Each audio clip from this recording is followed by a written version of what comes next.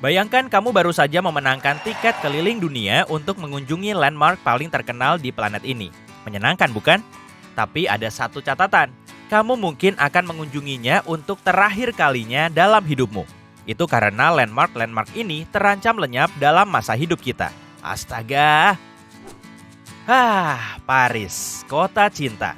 Bagi mata modern kita, sulit membayangkan kota ini tanpa landmark paling terkenalnya, yaitu Menara Eiffel.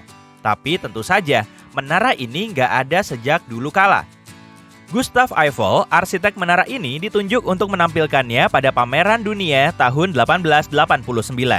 Tapi menara yang dijuluki Iron Lady itu seharusnya hanya berdiri selama 20 tahun. Setelah itu, menara ini akan dihancurkan. Hanya saja, rencana ini nggak pernah terlaksana. Menara ini nggak dirobohkan karena ada antena yang dibangun di bagian atas menara. Dan antena ini menghantarkan sinyal nirkabel. Tapi ada satu masalah, menara ini terbuat dari besi. Dan seiring waktu serta cuaca buruk yang sering terjadi di Paris, besi akan rusak dan berkarat. Dan karat ini membuat besi menjadi lemah hingga akhirnya bisa retak. Dan jika sebuah menara yang seluruhnya terbuat dari besi mulai retak, kamu tahu apa artinya? Gak ada lagi foto selfie makan croissant di depan Menara Eiffel. Tampaknya pemerintah Prancis menyadari hal ini. Tapi alih-alih memperbaiki seluruh menara, mereka hanya mengecat karatnya saja. Perhentian selanjutnya adalah Roma yang indah. Kamu kesini untuk mengunjungi, tebakanmu benar, Colosseum. Salah satu monumen yang paling banyak dikunjungi di dunia. Dulu para gladiator beraksi di sana. Nah, sebaiknya ucapkan Arrivederci sekarang selagi bisa. Seperti banyak monumen kuno lainnya, Colosseum terancam lenyap. Bangunan ini sudah berdiri selama hampir 2000 tahun sejak diresmikan oleh Kaisar Vespasianus. Namun, karena terpapar cuaca buruk setiap tahun, monumen ini semakin rapuh. Masalah utamanya adalah salju.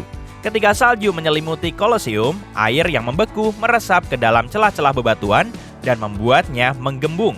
Sama seperti saat menaruh kaleng soda di freezer dan bagian bawahnya menyembul keluar. Memang, salju jarang turun di Roma, tapi suhu di bawah 0 derajat Celcius pun bisa menyebabkan kerusakan parah pada Colosseum. Dan karena kita nggak bisa mengendalikan cuaca, nggak ada yang tahu sampai kapan kita bisa melihat keindahan ini. Setelah naik pesawat ke India, kamu tiba di Taj Mahal. Bangunan ini bahkan lebih memukau saat dilihat secara langsung daripada di foto. Taj Mahal adalah salah satu dari 7 keajaiban dunia modern.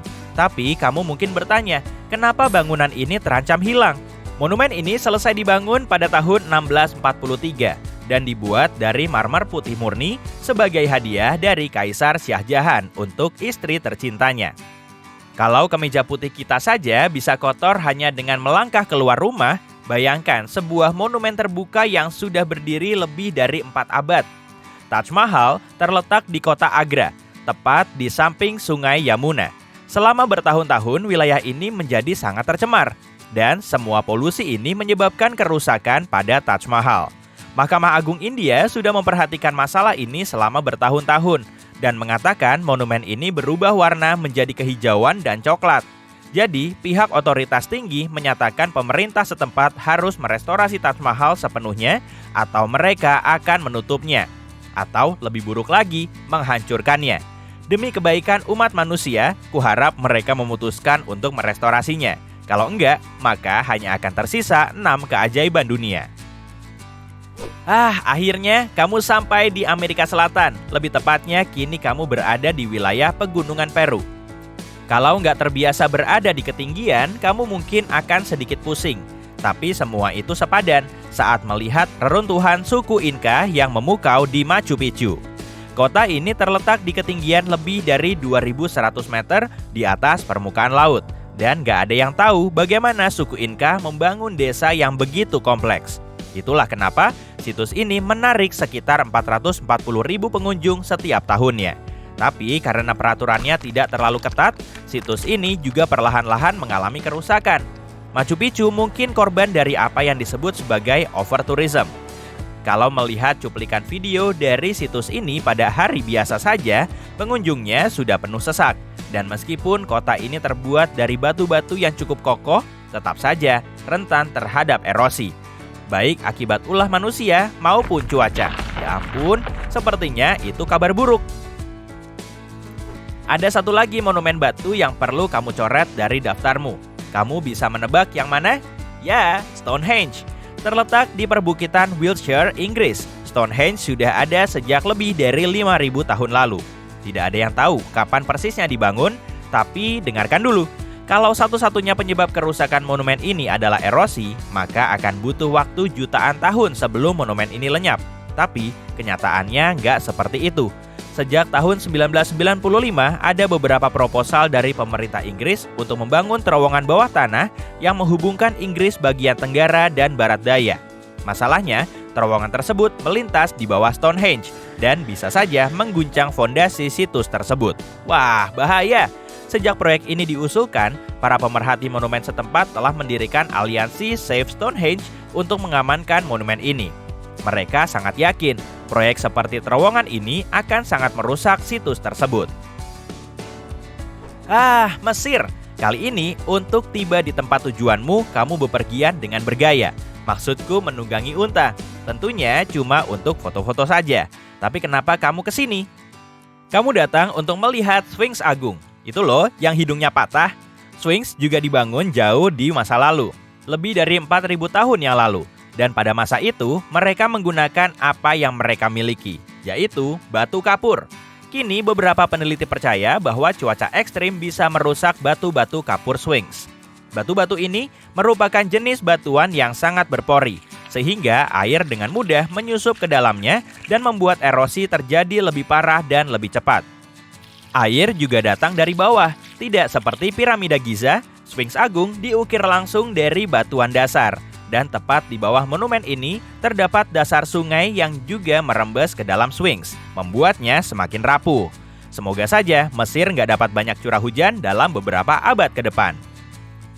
Semoga saja kamu membawa pakaian renang, karena ini saatnya menyelam jauh ke dalam laut mati. Tapi kamu mungkin gak akan menyelam terlalu dalam karena kandungan garam dalam airnya sangat tinggi. Kamu mungkin hanya bisa mengapung. Fakta menarik nih, laut ini 10 kali lebih asin dari samudra.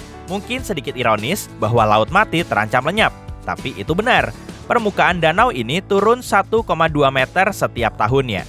Ini berkaitan dengan salah satu anak sungai utama di laut tersebut. Anak sungai adalah sungai yang mengalir ke perairan yang jauh lebih besar. Yang jadi masalah, wilayah ini tidak begitu kaya akan air tawar. Jadi, beberapa otoritas lokal akhirnya mengalihkan anak sungai yang lebih kecil untuk keperluan dasar masyarakat. Namun, setiap tindakan pasti ada imbasnya. Dan kini, Laut Mati tengah menghadapi sejumlah permasalahan. Kembali ke Amerika Serikat saat mengunjungi kota yang nggak pernah tidur. Dan kalau sudah memahami perjalanan ini, kamu pasti sudah tahu landmark yang akan kita kunjungi. Ya, Lady Liberty.